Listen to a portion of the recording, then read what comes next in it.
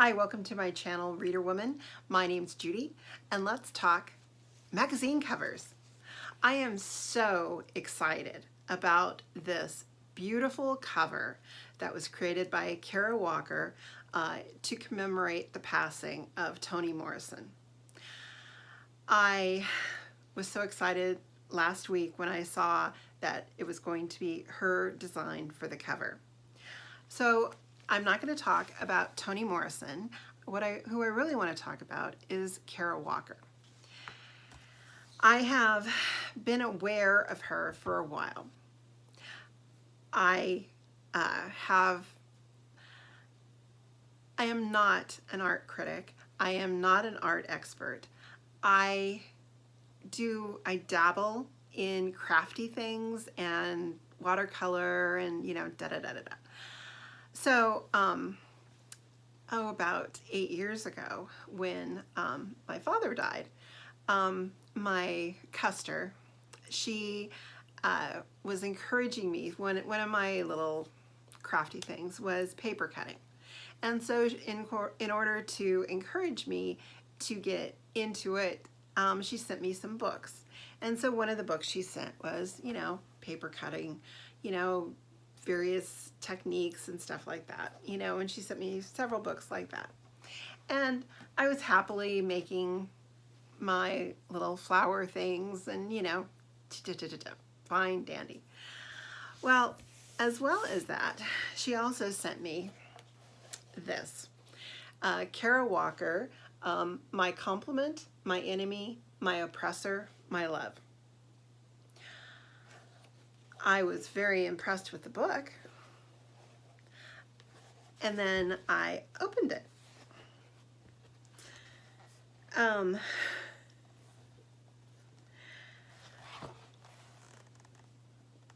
They were lewd drawings. There were paper cutouts. This one, the Emancipation Proclamation, where a young black woman was stepping into the bear trap. Destroying the Terror.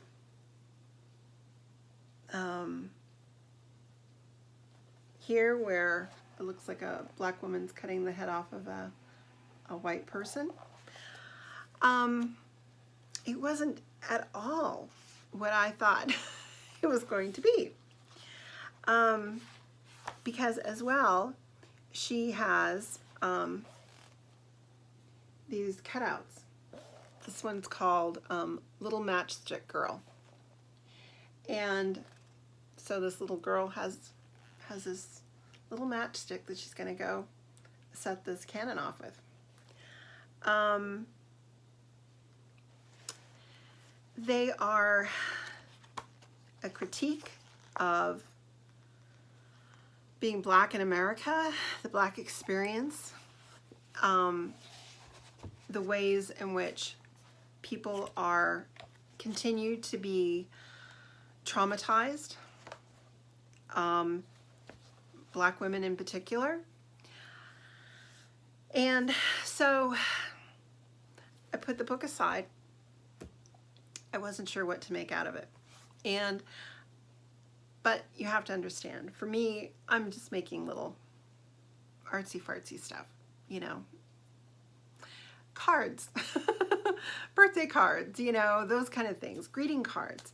And what she sent me was a piece of dynamite.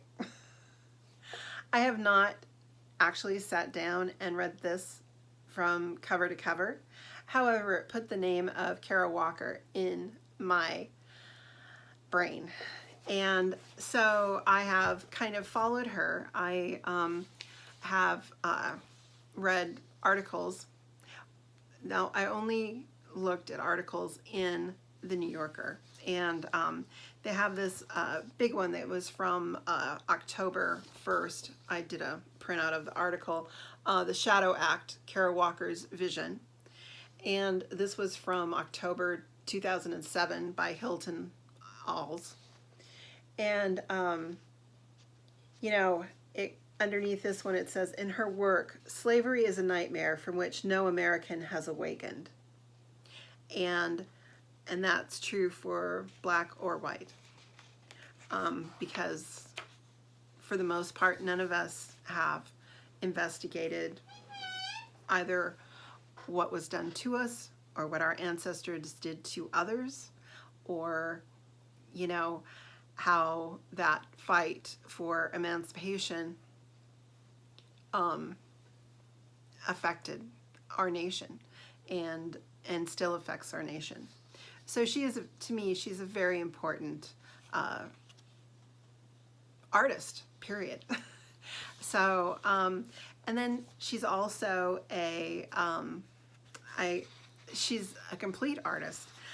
This other one here, which I did see this at the time, and this is from May 8th, 2014, the Sugar Sphinx, which she created this sculpture. Now, it's not made out of sugar, but the exterior is made out of sugar. And this article is also by Hilton Owls. And so this, what I would call a Aunt Jemima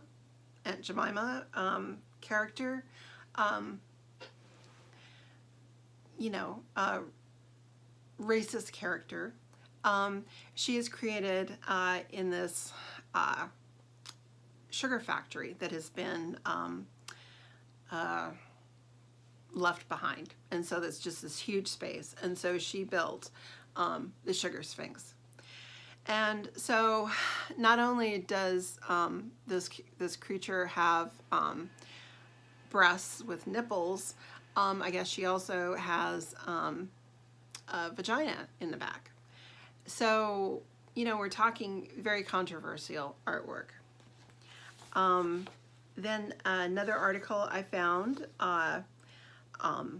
Kara Walker's Ghosts of Future Evil. This is from September 9th, 2017, by Andrea K. Scott, and talking about her new exhibit, which, let's see here, you know, and I'm not sure where. Oh, it was at Sycamore Jenkins and Company Gallery. But Scott says, in her blistering, beautiful first show in New York since her now iconic Sugar Sphinx Mammy stormed Instagram feeds in 2014, Walker returns to her first medium, drawing, to demand a reckoning with the ugly history and ongoing repercussions of slavery.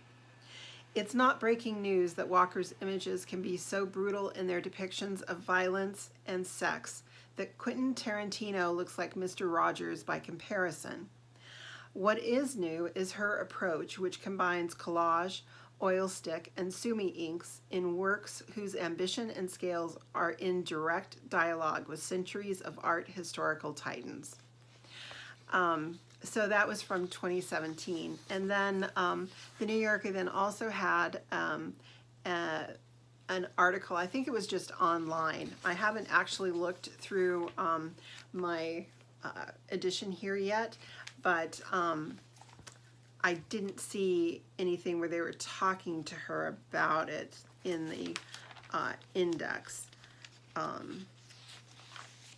Yeah, let's see here. Yeah, it looks like that's not the case. So, and this is Kara Walker's Toni Morrison, and by Francois Mouly. So she basically talks about, you know, I'm just reading from these articles. On Monday, August 5th, 2019, Toni Morrison died in New York. Morrison was born Chloe Wofford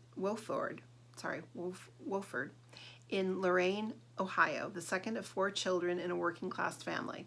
She would in time become a renowned editor, fostering a generation of Black writers. Then she took to the page herself, producing a body of work, novels, criticism, essays, speeches that would come to be recognized as a central moment of American letters. For the cover of the August 19th, 2019 issue of The New Yorker, Kara Walker pays tribute to Morrison and to the shadow that she leaves behind in a piece Walker calls Quiet as It's Kept. Then the author asks Walker, did you ever meet Morrison? And Walker replies back, briefly at Lincoln Center, at the opening night of the opera Margaret Garner. I was too shy to say much. It's a blur. The next question is, what's your favorite memory of reading her? And then Walker replies, when I was 24 and staying in an old farmhouse in the Marche region of Italy. The place was full of black scorpions and I was reading Beloved. Something about being in that landscape, feeling alien, tethered me to the time and setting of the narrative. Every time I pick up that novel for a reread, I feel the warm breeze of that summer. Then they put in some ideas that Walker was thinking about for her cover idea, and which was quite interesting, I have to say, seeing her process here. Then the next question, what were you thinking as you made the early versions of this image? Clay sculpture, the sketches? And Walker replies back, no thoughts, or I felt urged on by an absence, trying to fill a void. The question, why did you decide finally to do a cutout? And Walker replies back, I wasn't sure what to do really. Like many artists, I looked up to Miss Morrison for some kind of approval and validation that I didn't usually seek in life. Through her work and words, she became something like a muse, a teacher, mother, clairvoyant, and judge, always a presence urging me on. After a number of false starts, pastel, clay, I even considered watercolor, I decided to keep it familiar, to use the cutout.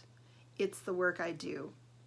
I'm no portraitist, but I am a shadow maker. And that just gave me chills. Because I read that article and I didn't realize that this is a piece of cutout work.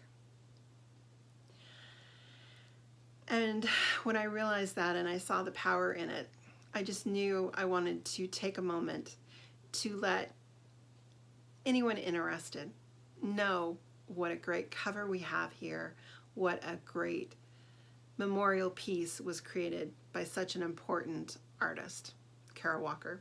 So anyways, I hope you enjoyed it. There's definitely a lot more to know about her, and so yeah, I love The New Yorker, and I love the fact that they picked her to do this cover. We'll talk again soon. Take care. Bye.